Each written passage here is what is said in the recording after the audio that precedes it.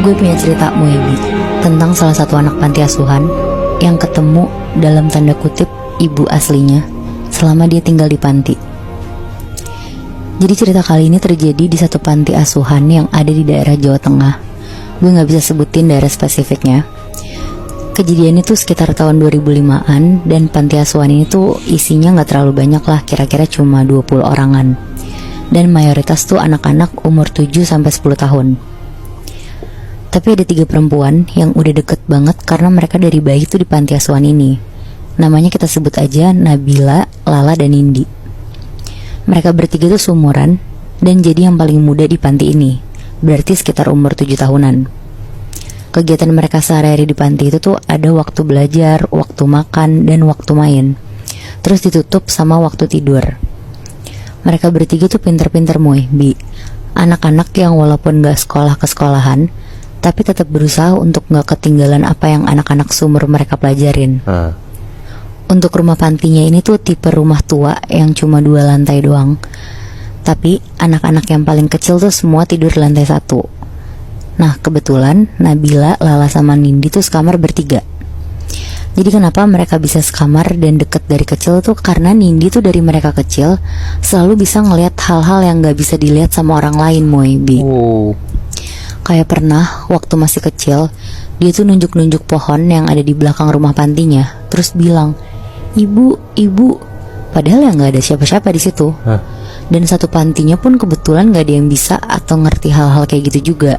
Jadi ya paling dia dialihinnya kayak diajak main sama Nabila sama Lala.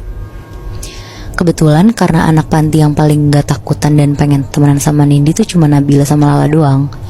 Jadi mereka tuh bertiga kayak kemana-mana bertiga sampai berani sekamar bareng. Karena anak-anak yang lain tuh jujur pada takut semua Bi. Tapi ada satu malam yang bikin Nabila sama Lala yang biasanya cuek sama Nindi jadi lumayan takut ada di deket-deket si Nindi. Jadi ceritanya pas Nabila sama Lala lagi main kartu, itu tuh sekitar jam 10 malam. Nindi tuh udah tidur duluan karena dia bilang emang lagi ngantuk banget di malam itu. Terus pas lagi asik-asik main nih Bi, tiba-tiba Nindi tuh duduk di kasur menghadap ke jendela kamar mereka. Jadi posisinya itu tuh kamar mereka tuh jendelanya ngehadap ke arah taman belakang. Dan gordennya tuh warna putih tipis tapi masih bisa kelihatan keluar gitu loh. Iya. Terus Nabila sama Lala tuh posisinya duduk di lantai di dekat pintu. Kan Nabila sama Lala tuh hadap-hadapan ya. Jadi otomatis salah satunya si Lala ngelihat ke arah jendela dan Nabila ke arah pintu kan. Nah Lala tuh di situ ngelihat Nindi kayak lagi dadah-dadah tapi ke arah jendela itu. Tapi pas Lala pastiin lagi tuh nggak ada siapa-siapa di situ. Akhirnya Lala teriak lah, "Nindi, kamu udah dadahin siapa sih?" Nindi tuh langsung nengok ke Lala sambil jalan ke arah pintu. Terus bilang, "Sebentar ya aku dipanggil." Aduh, wow. Terus Nindi langsung lari tuh keluar kamar.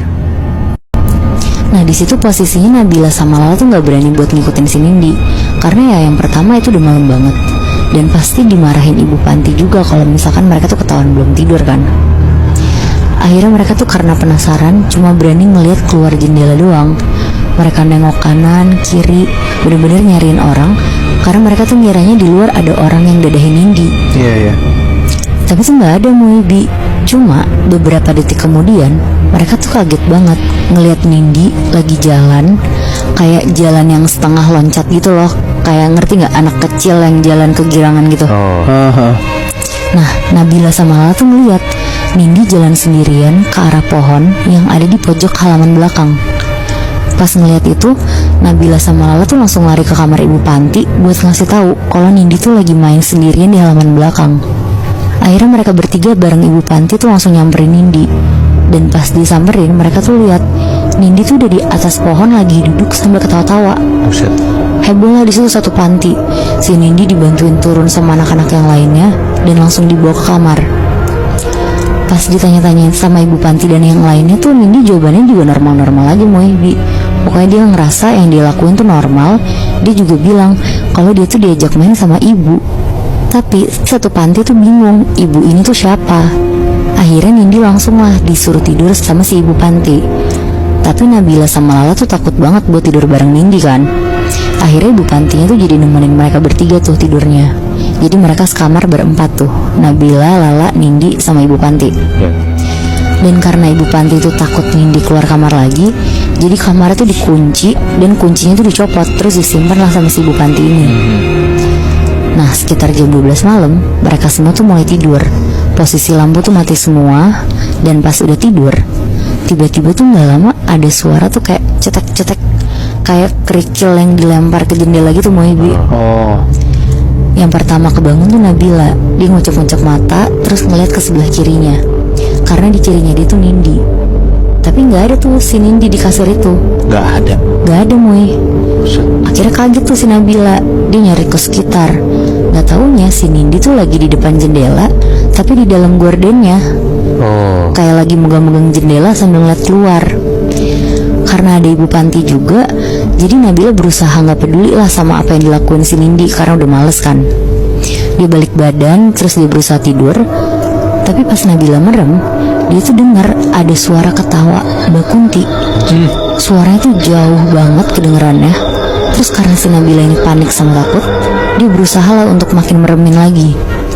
Tapi gak lama dia tuh dengar si Nindi ini teriak, Ibu, jangan pergi, Ibu sini. Nah karena si Nabila gak kuat, akhirnya dibangunin lah si Ibu Panti sama si Lala. Pas dibangunin dan mereka berdua kebangun, pas buka mata mereka bertiga tuh melihat ada Mbak Kun lagi gendong Nindi sambil Nina boboin si Nindi. Wah anjing. Di dalam kamar? Di dalam kamar itu Moe. Aduh gue merinding banget. Fuck. Wah di situ langsung lah semuanya lari. Dan si Ibu Panti ini tuh masih berusaha nyari kunci yang dia simpen di saku celananya dia. Karena nyarinya sambil panik, jatuhlah itu kunci ke kolong tempat tidur. Dengan posisi masih sama, Nindi tuh ngomong, ih jangan takut, ini tuh ibu aku. Bu Panti tuh sambil ngambil kunci, berusaha buka pintunya dan keluar bareng lah sama si Nabila sama Lala. Di situ Nabila sama Lala jerit-jerit sambil nangis-nangis ke Ibu Panti, sampai satu panti tuh keluar dari kamar semua.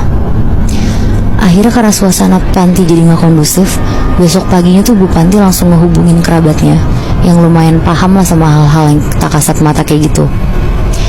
Dan pas Nindi dipanggil dan dibacain, ternyata Moebi, sosok Mbak Kun yang dipanggil ibu sama Nindi itu tuh beneran ibunya Nindi, yang udah meninggal 7 tahun lalu karena kecelakaan bareng Nindi pas Nindi masih bayi.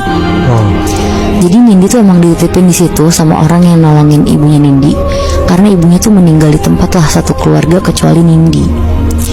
Akhirnya tapi setelah kejadian itu, Nindi tuh langsung ditutup mata batinnya. Dan setelah itu tuh gak pernah ada lagi tuh kejadian Nindi ngeliat hal-hal gaib lagi.